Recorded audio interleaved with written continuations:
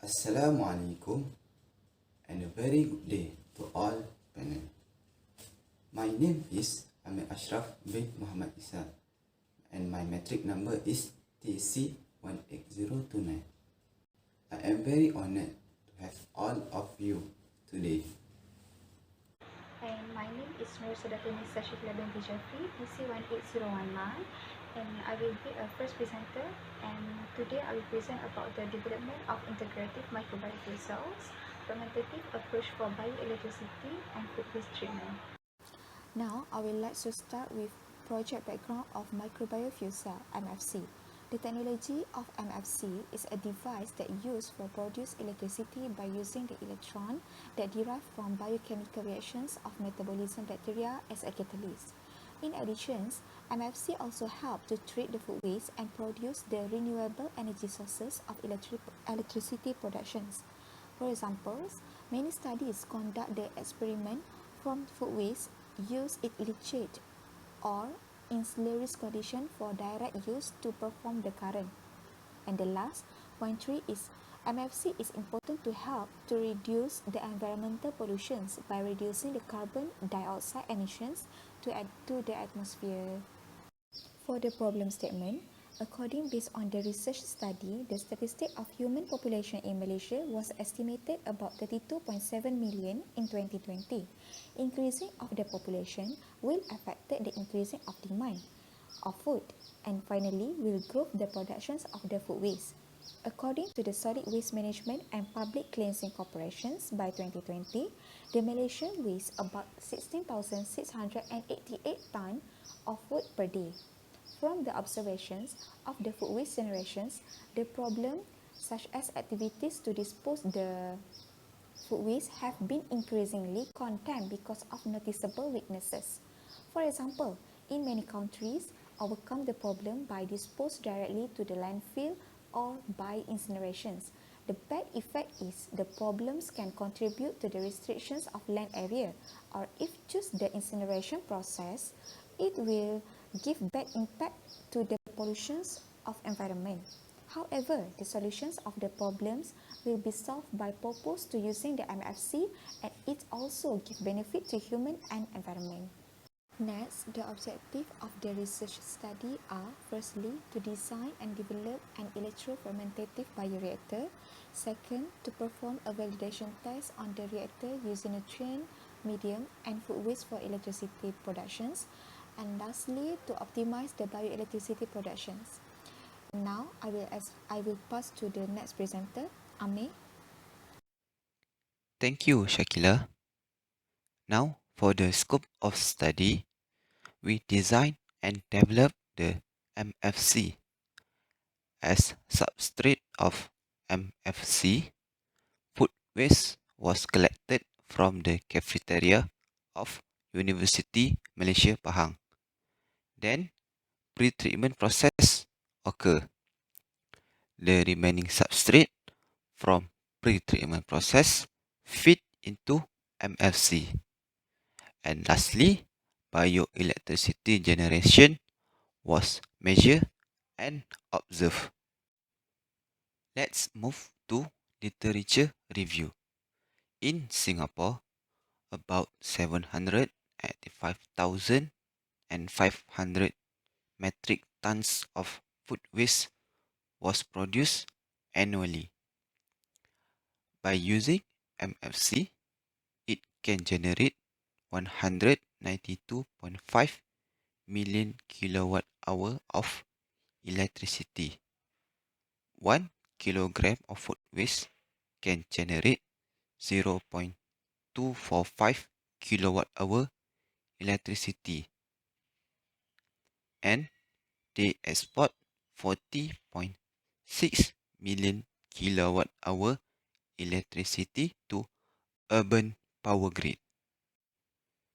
For the next topic, I will talk about types of electrode. So, we choose carbon cloth for cathode chamber and carbon brush for anode chamber.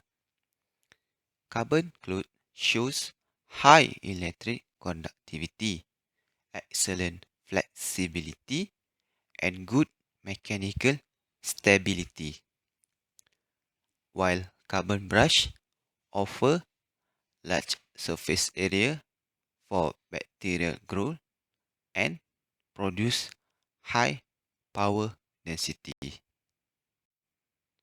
The design of MFC plays an essential role in the performance of the system in terms of power output, coulombic efficiency, and stability. The designs depend on research planning and the objective of the finding study. Basically, there are two types of MFC.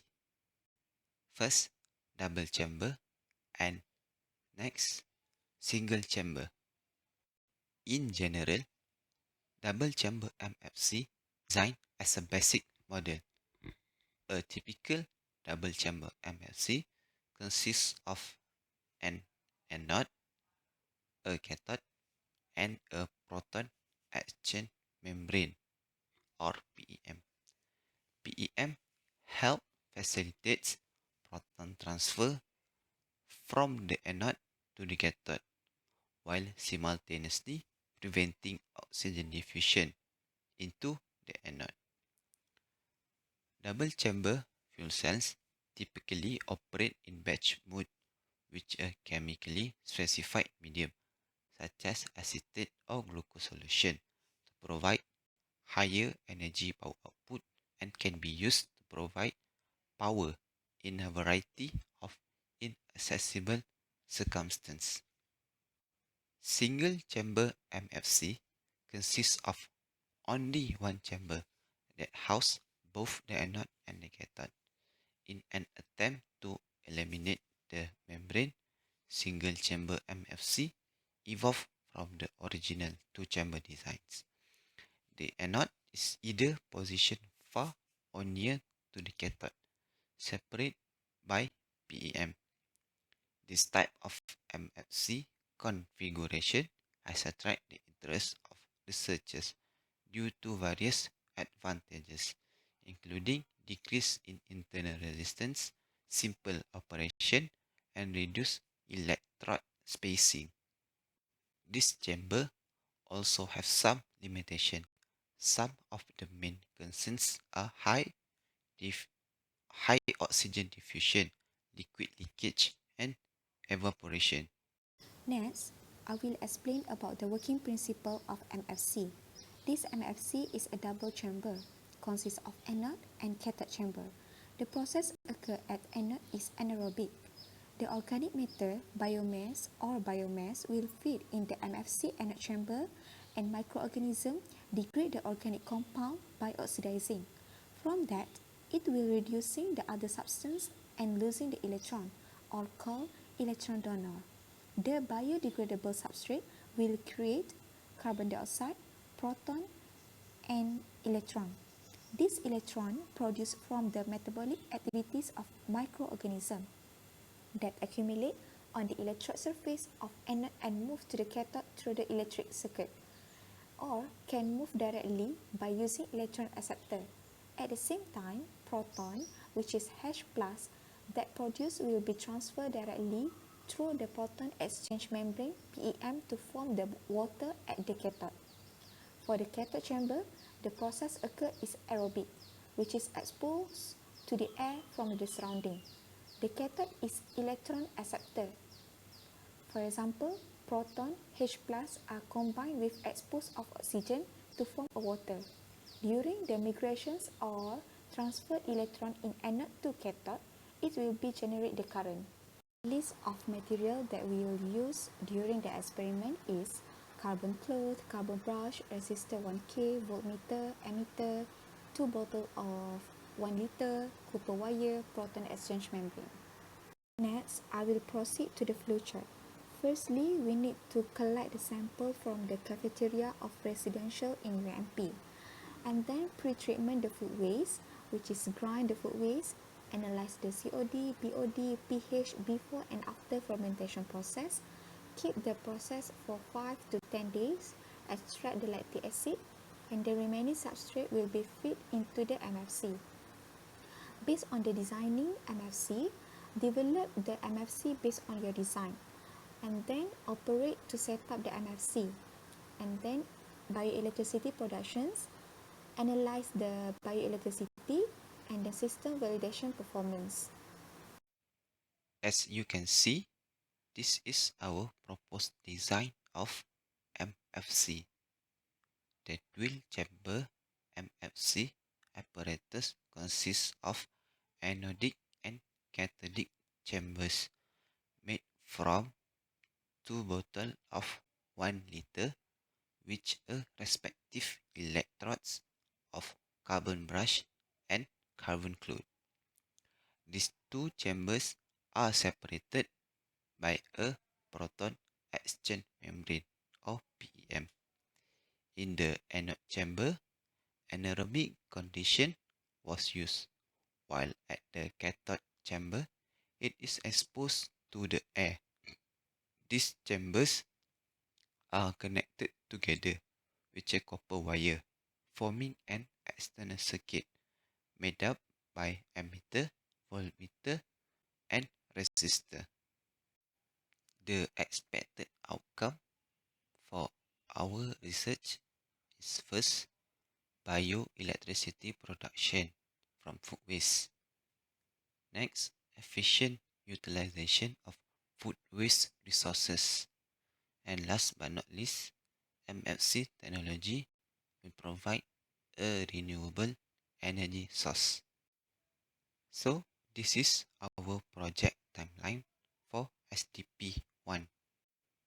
In conclusion, MFC is a promising technology that can convert food waste to electricity. As for the next step, we want to collect food waste from the cafeteria. I think that's all from us. Thank you for lending me your ears.